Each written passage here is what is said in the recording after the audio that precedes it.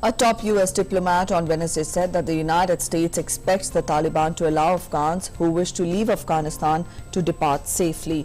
The statement comes after reports stating that the group now in control of the country was blocking airport access. The evacuation of thousands of U.S. diplomatic personnel and civilians as well as Afghan citizens who worked with the U.S. government has become more difficult since the Taliban seized power over the past week. Deputy Secretary of State Wendy Sherman said that U.S. military flights had evacuated about 2,000 more people in the past 24 hours, but that the Taliban appeared to be hampering its efforts. We have seen reports that the Taliban, contrary to their public statements and their commitments to our government, are blocking Afghans who wish to leave the country from reaching the airport. Our team in Doha and our military partners on the ground in Kabul are engaging directly with the Taliban to make clear that we expect them to allow all American citizens, all third country nationals, and all Afghans who wish to leave to do so safely and without harassment.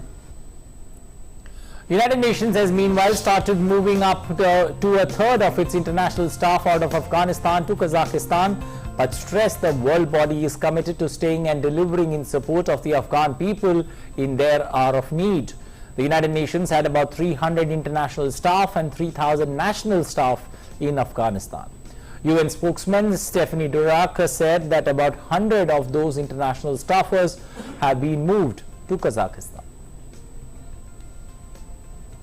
In light of the security and other constraints in Kabul and other parts of the country at the moment, it was decided to move a part of the UN staff out of the country. Personnel will return to Afghanistan as conditions permit. The UN is committed to staying and delivering in support of the Afghan people in their hour of need. This is a temporary measure intended to enable the UN to keep delivering assistance to the people of Afghanistan with a minimum disruption, while at the same time reducing the risk to UN personnel. Caroline Van Buren, representative of the UN Refugee Agency UNHCR in Afghanistan, said there were reports of human rights abuses against women. Buren added that there was a sense of fear and uncertainty among many Afghans, and UNHCR officers around the world were receiving thousands of emails and calls seeking help. We've been told that in some areas women are not allowed to go to work. And this is a real problem because women are heads of households in some areas and they have to work to take care of their families. In some areas, it's been reported that women are not allowed to move without a male family member, a close male relative. A Spanish plane carrying about 50 people repatriated from Afghanistan and headed to Spain from Dubai on Wednesday evening. The plane had flown to Kabul from Dubai early on Wednesday and returned to Dubai before departing to Spain. Spain plans to airlift around 500 people, including Spanish embassy staff and Afghans who worked with them and their families from Kabul. A second plane is on standby in Dubai, waiting for permission to fly to Kabul, and a third aircraft equipped with medical infrastructure had left Spain on Wednesday. Officials from the Foreign and Defense Ministries declined to confirm the number of people to be evacuated from Kabul. Spanish Prime Minister Pedro Sanchez has offered to create a hub for hundreds of Afghan refugees to be airlifted out of Kabul to the European Union. Over 200 people evacuated from Kabul arrived in France on Wednesday. This is the third evacuation flight carrying French nationals following the Taliban takeover of the Afghan capital. According to the French Foreign Ministry, 206 landing at the airport in Paris. There were 25 French, 184 Afghan, 4 Dutch, 1 Irish and 2 Kenyan nationals. More than 2,200 diplomats and other civilians have been evacuated from Afghanistan on military flights. Meanwhile, Britain's ambassador to Afghanistan said his team had evacuated about 700 people on Tuesday, while Germany's foreign minister said it had evacuated 500 people in total. Australia said 26 people had arrived on its first flight back from Kabul, while Denmark said it had evacuated 84 people on a military plane. The World Health Organization has on Wednesday called on the sides involved in the conflict in Afghanistan to protect all the citizens, including civilians and health employees, while assuring to continue its humanitarian services in the country.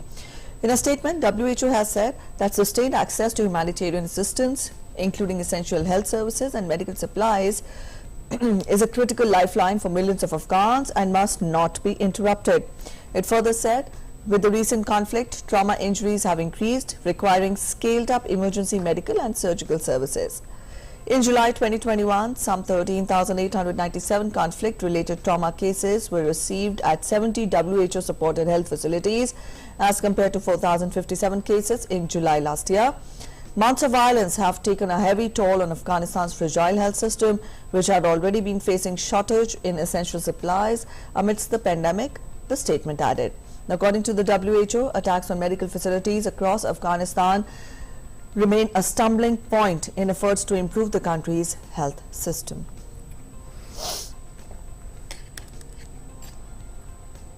Well, NATO Secretary General Jens Stoltenberg will today chair an emergency meeting of foreign ministers from the 30-nation military alliance to discuss developments in Afghanistan. NATO Chief Stoltenberg in a tweet said, and I quote, that he had convened an extraordinary virtual meeting to continue the close coordination and discuss the common approach on Afghanistan. But for more on the story, we've got Meghna Dev, correspondent covering MEA for us, joining us this morning. Good morning, Meghna. Looking at the way things stand in Afghanistan, first, give us the, bring to our audience the latest, especially when it comes to ground zero in Kabul. Definitely, Anil, the basic priority that the Minister of External Affairs, the External Affairs Minister Dr. S.J. has also stated, that the first priority is the repatriation of our nationals from Afghanistan, and the government is monitoring the continuously evolving situation there. Now, what basically also, it means that when the Special Afghanistan Cell has been put up by the Ministry of External Affairs, emergency visa applications are being monitored. Details have been asked for. There are many people who have been employed by third-party organizations. Even they have been asked to actually fill in the form, fill in their details, so that the evacuation can be planned and the repatriation can happen. But besides that, other countries are also continuously evacuating their citizens from there. The other thing also comes across is that the situation, the airport is being controlled there. Even NATO, Stoltenberg had also earlier said, Secretary General of the NATO had also said that there are about 600-700 civil personnel there who are actually facilitating in the air traffic control, be it the fuel or communication, trying to operate the airport properly, because we had seen there was a complete, the airspace was not in control on the 15th, and we had seen a couple of days ago the kind of mayhem that had happened at the airport. So definitely, that kind of mayhem would definitely have affected, the repatriation efforts that are being, currently carried out by countries. So this, the main priority for, all the countries is bringing back their nationals, bringing back citizens, or for that matter, even the Afghans who want to leave from there, bringing them back as well. Now, this is in another context. Besides that, yesterday also there was a joint statement that was issued in which it was said that women and girls should be protected. The joint statement was issued by the European Union, US, and about 17-18 other countries, in which it was said that no atrocity should be done on them, and they should be their rights should be upheld. So, the situation, the humanitarian crisis that is unfolding, there's also the reason that UNHRC has also called a meeting on the 24th of August. So definitely, 2-3 things are on the line. First is the repatriation effort. Second is the humanitarian crisis that is unfolding, along with the protection of women and girls. All right, Meghna, also get us a quick, evaluation of the ground situation. We tell our viewers that you also tell us that repatriation efforts by every country is gaining momentum. At the same time, let us know more about the ground situation there.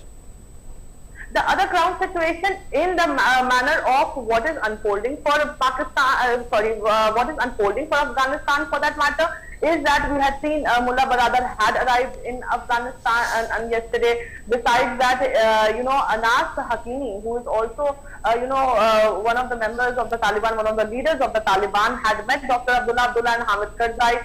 So, in another phase, we had seen Amrullah Saleh saying that he is now the caretaking president because in absence of the president or in a matter when he is dead or he has escaped. So he is the caretaking president. So, what is unfolding, what kind of negotiations will happen, that is something to look forward to because it is a continuously evolving situation. And Dr. S. Jaishankar has also said that as now the Taliban has arrived in Afghanistan, so we'll have to take things forward from there because the situation is continuously evolving. Though these are very early days to say what a political situation will emerge in Afghanistan for that matter, what kind of talks will take place, how, who will hold the reins and who will have the power. But definitely, in the UNSC also, one thing has been clearly reiterated time to time, in the first week of India's presidency when there was a discussion of Afghanistan and also a few days ago when there was a discussion on Afghanistan, that the territory of Afghanistan should not be used for any terror activities